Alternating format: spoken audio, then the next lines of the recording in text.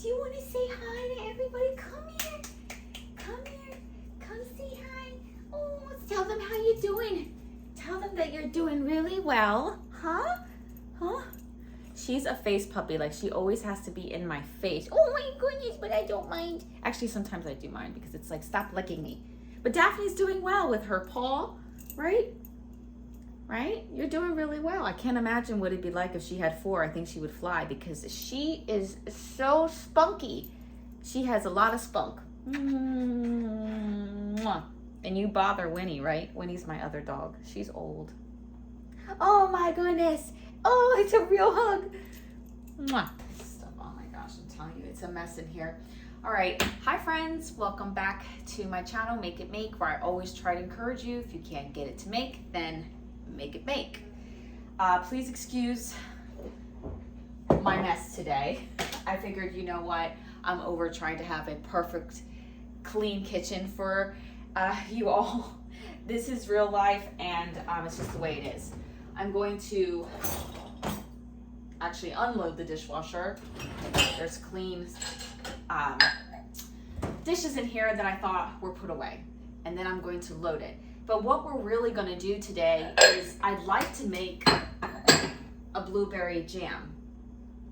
And it's not like I haven't made one before. It's always been with so much sugar and pectin. And today I think I'm just going to make, for the first time, a blueberry jam that doesn't have any pectin, and it's going to have the half the amount of sugar.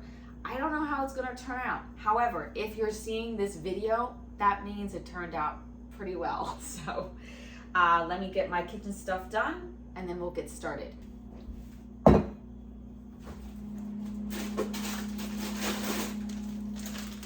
I'm emptying out my freezers from last summer.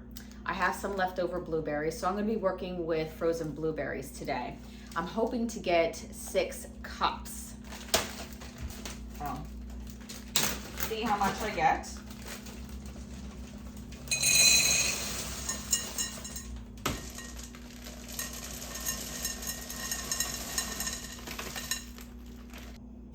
So I was gifted this stock pot through a friend on YouTube. She's another creator. Her name is Citystead Kitchen. Well, the channel's called Citystead Kitchen, but her name is Ashley. Super sweet to send this to me because this is my in-between pot, as I have one very large pot and then a small pot. So this is perfect. Thank you so much, Ashley. You're such a sweetheart. All right, so we're going to put our blueberries in, and we're gonna start it at a very low heat. I don't wanna rush this process. The blueberries are frozen. I wanna bring them up to heat slowly. Plus, I do not want to scorch them. We are gonna add a little bit of lemon juice, and I'll tell you a little bit more about that, but let's add our blueberries first. Now add our blueberries.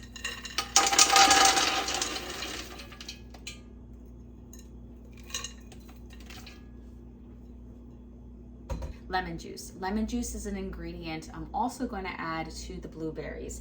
You don't have to do this, but I personally like to, because any type of citrus fruit is really high in pectin. So this is going to help aid in the gel stage and helping it set. If you don't use the lemon juice, that's fine, and you may have to boil a little bit longer. And again, it's fine, it's optional. But for me, I figured if I could help aid it, then that's what I'm gonna do. I'm gonna add about 2 to 3 tablespoons for this. Okay, I've given it a good stir. I'm going to cover it up for a little bit, and I am going to check on it. I'm not too concerned about it scorching, because usually you need to stir constantly. I'm not really concerned about that right now because it's super, super low in the heat. I'm gonna grab a cup of coffee, come back, and just keep an eye on it. Now the blueberries have softened because they're cooked down a little bit, and that's when I personally like to mash them. I think it's easier. I don't have an immersion blender. I know everyone says I should get one, and I don't even have a potato masher. So I go this route in mashing them. So you can do it ahead of time, if you have the proper tools, but because I don't, I make it easier in myself. Wait for the berries to be cooked down and softened. That's way, it's just easier for me to mash them. It's doing pretty well. Don't judge. It's doing good. Regarding the gel stage, it's 220 degrees Fahrenheit to reach it. And usually they say if you reach the 220 degrees, then you're done with the gel stage. I don't do that. I don't need a thermometer. What I personally like to do is use a cold plate in the fridge, put a little bit of jam on it, and then I'll see if it's gelled enough for me. I just like to do it that way, and I'll show you what I mean. All right, so I finished mashing my blueberries. I turned the heat up. I want it to be a bit at a simmer, even a boil. We had 8 cups of blueberries, 2 to 3 tablespoons of lemon juice, and now I'm going to add 3 cups of sugar.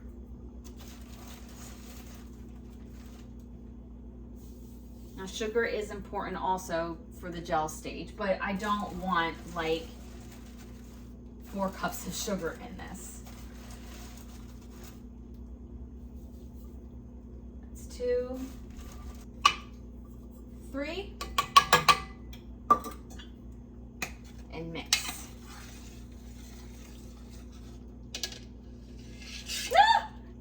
No, my spoon. Oh, I hate it when that happens.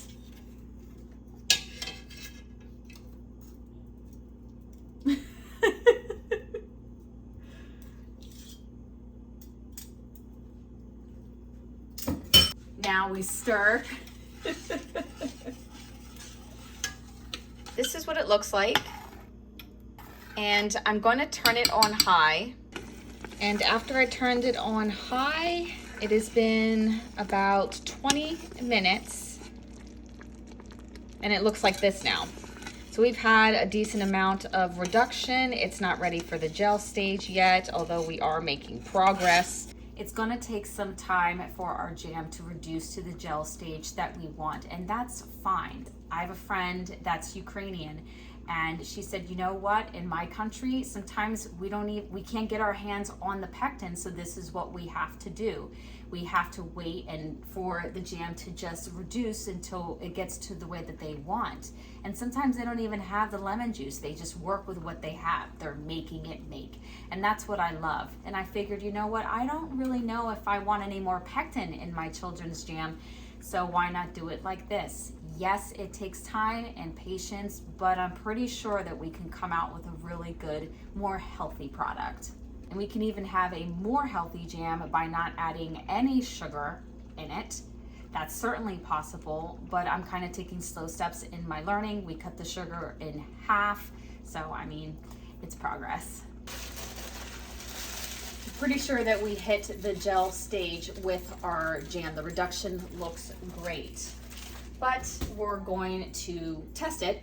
Remember, I put a saucer in the refrigerator, and I'm going to show you how we do that to make sure that we've reached that gel stage. Again, if you have a thermometer, you can check to see if it's hit 220 degrees Fahrenheit. But let me go grab the plate, and we'll test it out this way. Took the plate from the refrigerator, put a little bit of jam on there, and then I'm going to pop it back in the fridge for about 1 to 2 minutes. Okay, we've taken our jam sample out of the fridge. You can do this not just with the fridge, you can also do it with the freezer as well.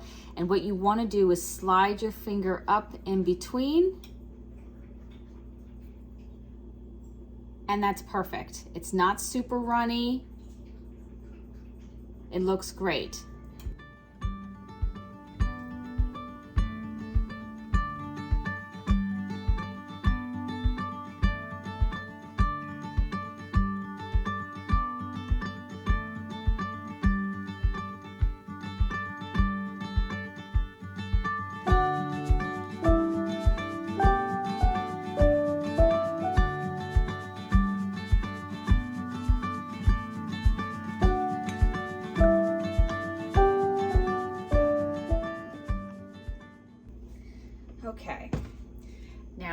going to can this batch sort of old school. As a matter of fact, for some people, it's not an old school method. They've been doing it for a very long time, and as a matter of fact, they still do it.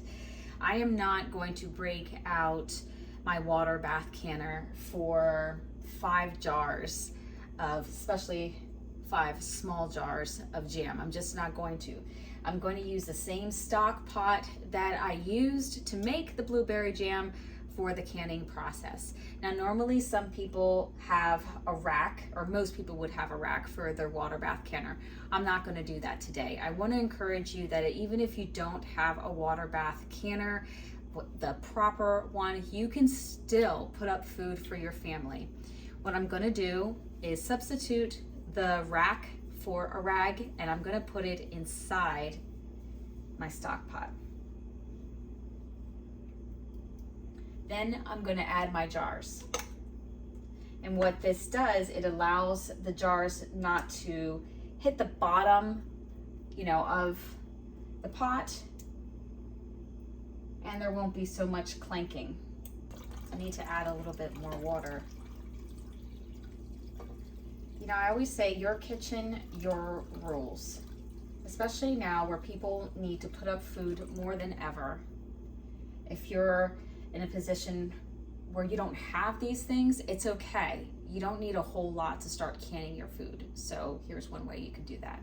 I put our heat on high. I'm going to process this for 10 minutes at a rolling boil. Remember, you don't want to start your time until you hit a rolling, vigorous boil. At that point, start your timer for 10 minutes. Our processing time is complete. The rag worked out fine.